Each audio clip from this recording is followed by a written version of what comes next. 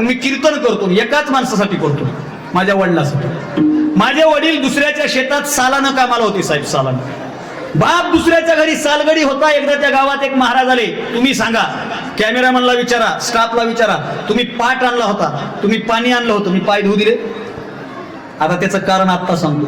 मी आतापर्यंत महाराष्ट्रात कोणालाच पाय धुवू देत नाही, कारण लोकांनी आपले पाय धुवावं एवढी आपली अवकात नाही, आणि मी एकाच गोष्टीसाठी पाय धुवू देत नाही. एकदा एक महाराज आलेले होते आणि ते माझा बाप जिथं सालानं तिथं आले होते, त्या महाराजाचे पाय धुवायला माझ्या बापानं पाणी काढून दिलं होतं.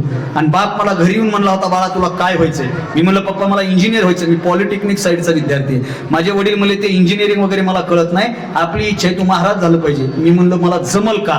बाप म्हणला जमत असलं तर इथं बसायचं नाही, तर इथून उठायचं. बापानं चॅलेंज दिली आणि ती चॅलेंज अविनाश भारतीने ऍक्सेप्ट केली, म्हणून अविनाश भारती इथं उभा आहे.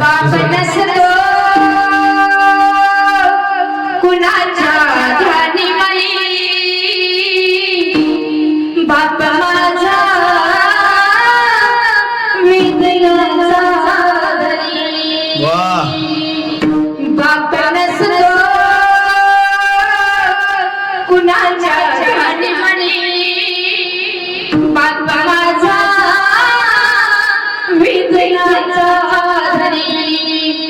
आई माहिती घराची झिजलं, बाप आई माया घराचा, आई माहिती घराची झिजलं, बाप आई माया घराचा. त्यांच्या अंगावरती भार कुटुंब संसाराचा, पत्नीला जरीची साडी, नवी कपडे फुलांना आली, बाप माझा गाव गाव फिरतो, फाटलेली पहिल्यांदा काढती टप्पल, केसाला नाही म्हणी, बाप माझा वेदनाचा धनी. आई समजा विनी माता, बापात विठ्ठल पहावा, या दोन दैवता पोटी, पुन्हा पुन्हा विदर्भ गावात पायाला, म्हातार करी बाप नसतो कुणाच्या ध्यानी म्हणी. वा वा वा, टाळ्या वाजवा एकदा जोरात. आमच्या केदार सरांच्या ताई आहेत त्या. खरंच बाप ध्यानीमध्ये नसतो साहेब, कोणाच्याच नसतो. ध्याना मनात बाप राहतच नाही कोणाच्या. आणि त्याचं बी काय कारण आहे माहिती का? बाप मारतो, बाप झोडतो, बाप शिव्या देतो, बाप रागवतो, एवढाच बाप सांगितलाय लोकांनी. पण बापाचं वैशिष्ट्य काय? बाप करी जो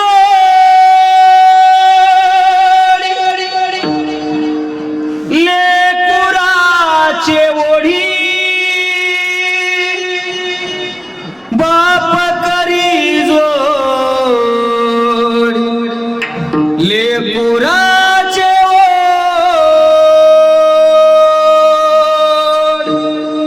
माय एका दिवसाच्या जीवनाची काळजी करत असतो, पण बाप जन्मोजन्मीच्या जेवणाची सोय करत असतो. तो बाप असतो साहेब. बापावर मी बोलायला लागलो तर आपला लय गहन विषय. मी बापाबद्दल विषयच नाही आपला, आणि मी जे काही करतो ना बापामुळे करतो. आणि पोरांनो, तुम्हाला किती जणांना यशस्वी व्हायचंय? नोकरीला लागायचंय ना सगळ्याला? पगारीसाठी नाही, आपल्यामुळे आपला बाप समाधानी झाला पाहिजे बस. जो पोरगा बापाला समाधानी करतो ना, तो जगातला सगळ्यात आदर्श पोरगा असतो, असं माझं मत आहे. साहेब, तुम्ही हे माझ्या नावासमोर झी मराठी फेम लिहिलंय.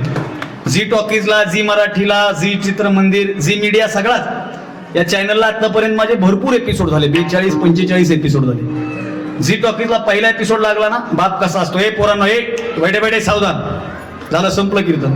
साहेब, बाप कसा असतो बघा. ताईंनी सांगितलं बाप ध्यानी म्हणी येत नाही, बाप लक्षात राहत नाही, बाप समजून घ्यावा लागतो. बाबा, ह्या दोन्ही वारकरी संप्रदायाच्या लोकांसाठी सांगितलं. माझं पहिलं कीर्तन लागलं होतं केदार सर झी टॉकीजला, पहिलं कीर्तन. आणि गावामध्ये मित्रांना एवढा आनंद झाला, मित्रांनी गावातल्या चौकात फ्लेक्स लावला मोठा, 20x20चा मोठा फ्लेक्स लावला. घाटनांदूर नावाचं गाव आहे माझं, हे अंबाजोगाई अहमदपूर रोडवरचं. आणि मी असतो संभाजीनगरला, पण तिथं माझा फ्लेक्स लागला. आणि तो फ्लेक्स माझ्या बापाच्या मित्रांना बघितला आणि घरी जाऊन सांगितलं तुझ्या पोराचा बॅनर आहे चौकात. वडील म्हणले काय विषय? बापाला मित्र म्हणला काय माहित नाही, पण तुझ्या पोराचा मोठा फोटो आहे, बाकीचे असे बारके बारके मुंडके चिटकिलेले, नंबर 1 फुट बॅनर लागले. वडील चलत गेले 2 किलोमीटर. वडील 2 किलोमीटर चालत गेले, चालत चालत बॅनरच्या समोर जाऊन पोहोचले. मला अंगावर काटा आलाय. वडील अविनाश दादा असं बॅनरच्या समोर गेले. बाप एकटक बॅनरकडे बघत होता. बापाचा कंठ सुकला होता, बापाच्या डोळ्यात पाणी दाटलं होतं. जाणारा येणारा खुनीत होता, काय पाहता. आणि माझा बाप एक शब्दही न वाचता बोलता फक्त खुनवीत होता.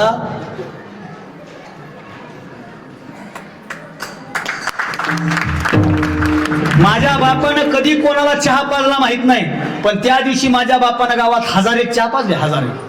आणि त्या हॉटेलमध्ये चहा नाही पाजला ज्या हॉटेलवर बॅनर लावलं होतं. त्याच्या समोरच्या हॉटेलमध्ये लोक बसविले सगळे. सगळ्या खुर्च्या बॅनर कडे केल्या.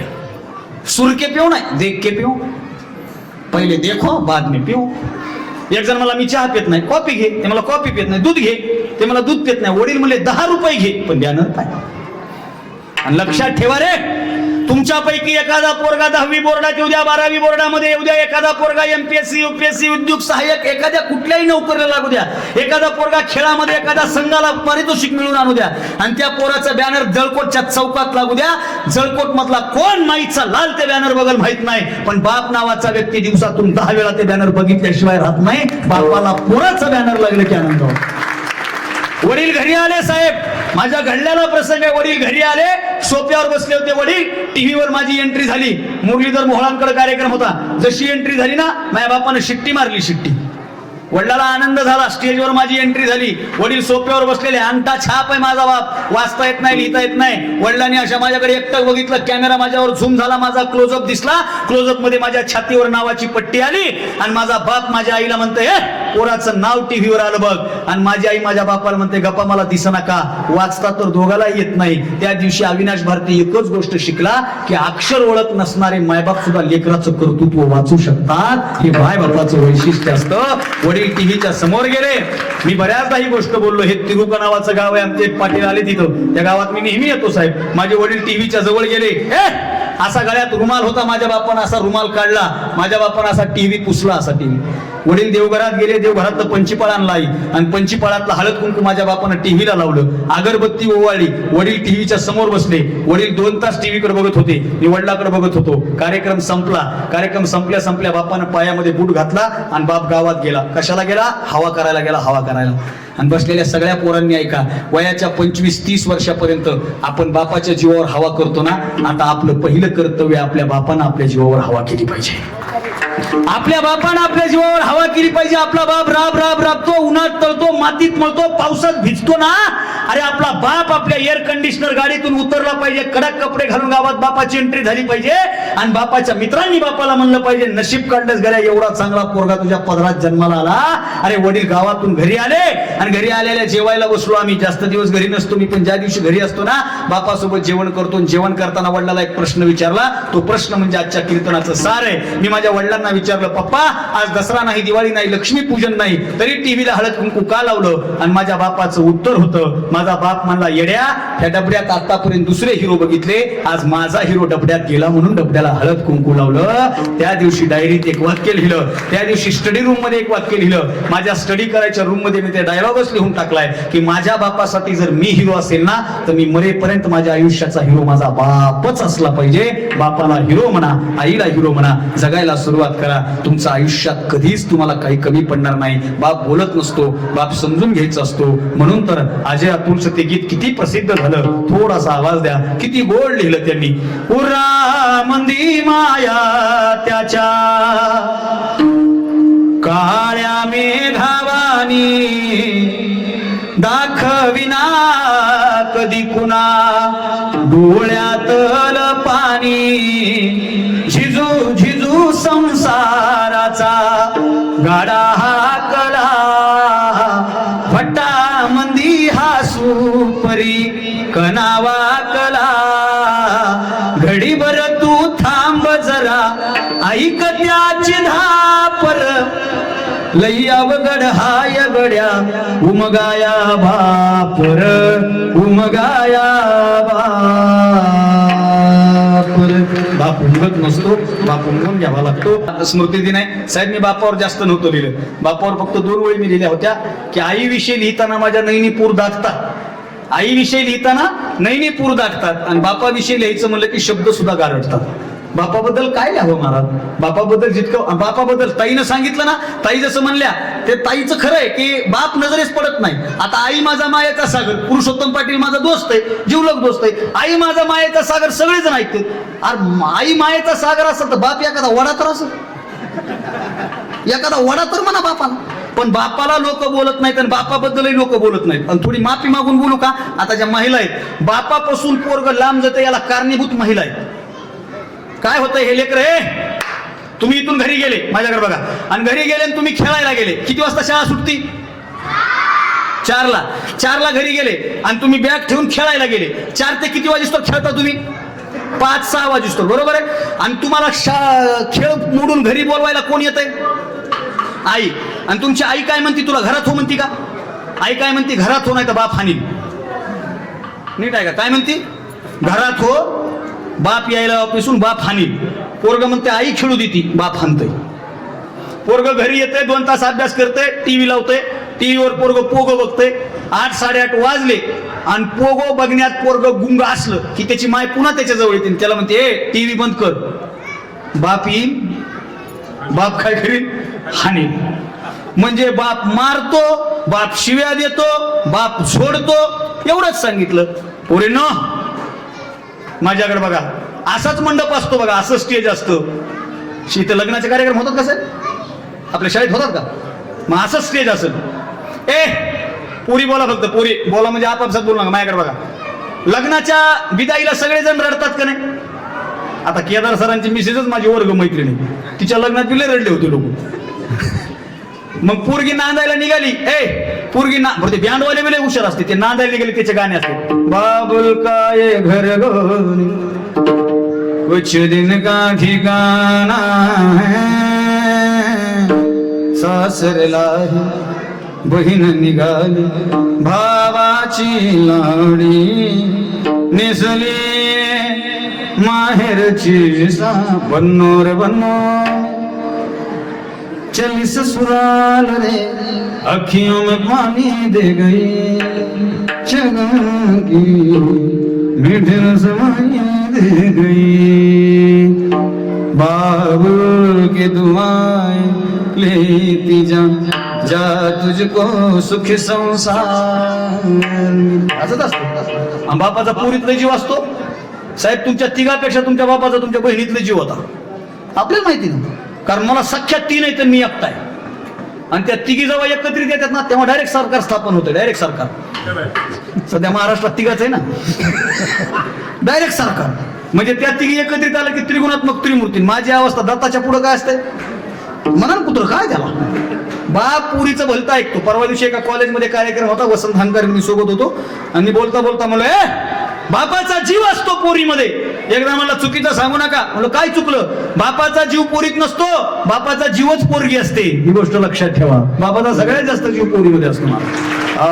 माझ्या नांदायला निघाली ना पोरगी, माझ्याकडे बघा 2 मिनिटात फक्त बाप समजून घ्या. पोरगी अशी नांदायला निघाली ना पोरगी, सगळे रडतात बघा, सगळे रडतात आहे. आई गळ्याला पडते रडते, बहीण गळ्याला पडते रडते, चुलता गळ्याला पडतो रडतो, चुलती गळ्याला पडते रडते, मामा रडतो, मामी रडते, शेजारी पाजारी सगळे रडतात. कोणीतरी म्हणतं भावाला बोलवा, भाऊ तिकडे असतो किचन मध्ये भांडे बिंडे धुवायला. कुणीतरी भावाला बोलवतो, भाऊ गळ्यात पडतो रडतो. आणि कोणतरी म्हणतात जा बापाला बोलवा. आता बाप आलाय माझ्याकडे बाबा बघा, बाप आलाय, वधू पिताय, अंगावर चांगले कपडे, पण ते पण कपडे असे असतात गुंड्या मागे सारलेल्या, किसा खाली गेलेला हैराण. हे बाप खावा गुल झालेला, बाप अशा बाजूला रस्त्याच्या कडीला किंवा मंडपाच्या बाजूला जे ग्लास पडलेले असतात ना, ते ग्लास उचलण्यात दंग असतो, काहीतरी कामात दंग असतो. कोणी तर म्हणतंय चला चला चला बरं, पावसा पाण्याचे दिवस आहेत, पाठवणी करायची, पटकन जा आणि पटकन पुरीला भेटून या. आता पुरीला बाप भेटायला गेला. माझ्याकडे बघा, डोळ्यासमोर चित्र आणा. पुरीला बाप भेटायला गेला. कॅमेरावाल्यानं कॅमेरा झूम केला, मंडपवाल्यानं सगळं बघितलं, बँडवाल्याने बँड स्टॉप केला, गावातले सगळे मंडळी बघणार. आता बाप किती रडतो, आता पोरगी किती रडते, सगळ्याच्या नजरा आता त्याच्यावर. आणि इतक्यात बाप पुरीच्या जवळ जातो आणि बाप रडत नाही. बाप पुरीला म्हणतो हे येड, रडत नसते रडल्यास डोकं दुखतंय, रडत नसते रडल्यास डोकं दुखतंय. आणि त्याच्यासाठी एवढं केलं का तू रडावं म्हणून, तुझं चांगलं व्हावं म्हणून केलं. रडू नको. बाप पुरीला आधार देतो, बाप पुरीला गाडीत बसवतो, दरवाजा लावतो, बाप जावायला नमस्कार करतो, बाप ड्रायव्हरच्या जवळ जाऊन दोनच वाक्य बोलतो, माझा बाप काटा आलाय माझ्या अंगावर. बाप ड्रायव्हरच्या जवळ जाऊन ड्रायव्हरला म्हणतो, ऐका ना, माझ्या पोरीला एसीची सवय नाही, काच थोडा खाली ठेवा आणि 20 किलोमीटर गेलं की गाडी थोडी थांबवा, तिला बाहेर येऊ द्या, तिने प्रवास कधी केला नाही, तिला त्रास होईल, तिला उलट्या होतील, तिचं डोकं दुखल, तुम्ही तिला हे करू नका बरं का. पोरगी निघते, पोरीला वाटतं सगळे रडले, बाप कसा रडला नाही. दिदी तुला चित्रपट अर्धा माहित असतो, तुझी गाडी अगदी सासरमध्ये पोहोचली नाही. बाप मंडपात परत आला, माय बाप माझ्याकडे बघा. बाप मंडपामध्ये परत आला, बापानं मंडपात नजर मारली. बाप म्हणला, अरे कालपासून पाहुण्याची रवळ होती, अरे 10 वाजता बिराड आलं, 4:30 ला सुनमुख बघितलं, 5:30 ला तर माझी चिमणी निघून गेली रे. बाप फक्त नजर मारत असतो, बाप येतो असा वट्ट्यावर बसतो, बाप मंडपावाल्याकडे नजर मारतो, मंडपावाल्याला बोलतो, हे मंडपवाल्या इकडे, काय सुंदरशा मेना टाकला होतास, काय स्वागत, माझा जावाई माझी पोरीची एंट्री होत होती तेव्हा ते काय फायर वाजत होते, काय ते धूर झाला होता, स्वर्गाच्या अप्सरांनी इंद्रासारखं दिसत होतं बघ जोडप, हे घे तुझे पैसे. बँडवाला निघालेला असतो, बँडवाला हात मारतो, मास्टर ओ मास्टर इकडे या. मास्टरला म्हणले, अरे जनावराचं कातडं वाजवणारे तुम्ही, एरी तुम्हाला गावात कोणी काही खालीवरी बोललं तर तुम्ही त्याच्या गचांडे धरता. माझ्या इज्जतीसाठी वराडी तुम्हाला ओढत होती, शाद येत होती, तरी बेंबीच्या देठापासून तुम्ही बँड वाजवला, वराडी नाचवलं, हे तुमचे पैसे. आचारी निघालेला असतो, आचार्याला हात मारतो, हे आचार्य इकडे. आचार्या कवचा जहरा घेऊन जवळ येतो, आचार्या बस. आचार्य बाजूला बसतो माय बाप, आणि आचार्याला बाप म्हणतो, काय तुझ्या हाताला अन्नपूर्णा प्रसन्न आहे रे, काय तुझ्या हाताला चव आहे, अरे भात कमी पडला लगेच भात टाकलास, वरण कमी पडलं लगेच डाळ घातलीस, भाजी कमी पडेल म्हणून नवरी नवरदेवाच्या जेवणाला 2 बकेट भाजी अगोदरच काढून ठेवली होती, तुझ्या हाताला चवय बघ, हे घे तुझे पैसे, आणि हे माझ्याकडून बक्षीस म्हणून 5,000 रुपये घे. आणि पुढच्या आठवड्यात पुरीची येती जातीये, तिला मोतीचूरचे लाडू आवडतात, शेजुरीमध्ये मला मोतीचूरचे लाडू द्यायचे, तेवढे लाडू तेवढे काढून दे. आमच्या बंडू अंधेरे नावाच्या रायगडच्या कवीनं 2 ओळी लिहिल्या, तो असं म्हणतो, राहिला आयुष्यभर, राहिला आयुष्यभर बाबा तुझ्या ऋणामध्ये, पेरल्या होत्या मुलीच्या अक्षदा शेतामध्ये, पेरल्या होत्या मुलीच्या अक्षदा शेतामध्ये. हे पोरींनो, तुझा भाऊ म्हणून सांगतो बघ, तुझ्या बापाची इज्जत तुझ्या हातात आहे, तुझ्यामुळे तुझ्या बापाचं नाव लौकिकच झालं पाहिजे, याच्यासाठी जगायला सुरुवात कर. सगळ्या पोरांनी संकल्प करा आणि जीवनाच्या प्रवाहाला सुरुवात करा, तुम्हाला आयुष्यात काही कमी पडणार नाही. आपण मला इथं बोलवलं, आपले आभार व्यक्त करत असताना आनंदरावच्या 2 ओळींनी वाणीला पूर्ण विराम देतो. आल्यापासून त्यांची फरमाईश आहे, हे सगळे मित्र परिवार आता माझ्याशी जुळलाय. आनंदरावनी फार गोड लिहिलंय, दादा थोडा बेस थोडा येतो आणि मॉनिटर मध्ये आवाज द्या. दुःख अडवायला उंबऱ्यासारखा मित्र बनव्यामध्ये गारव्यासार. हे तुमच्या वडिलांचे मित्र आहेत, बरोबर, हे जे बसलेत ना, हे तुमच्या वडिलांचे मित्र आहेत. माझ्या ऑफिसमध्ये चर्चा झाली तेव्हा तुम्ही सांगितलं, वाट चुकणार नाही जीवनभर तुझी, वाट चुकणार नाही जीवनभर तुझी, एक तू मित्र कर आरशा सारखा, मित्र बनव्यामध्ये गारव्यासारखा.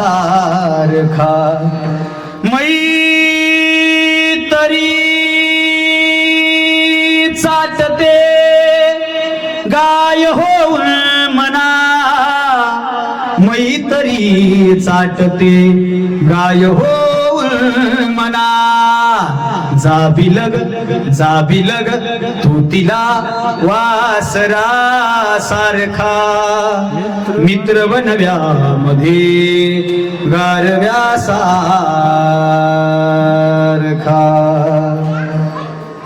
जाळताना मला देह ठेवासा, जाळताना मला देह ठेवासा, हात खांद्यावरी टाकल्या सारखा मित्र बनव्यामध्ये गारव्या सारखा तरी निवडते बोलू दे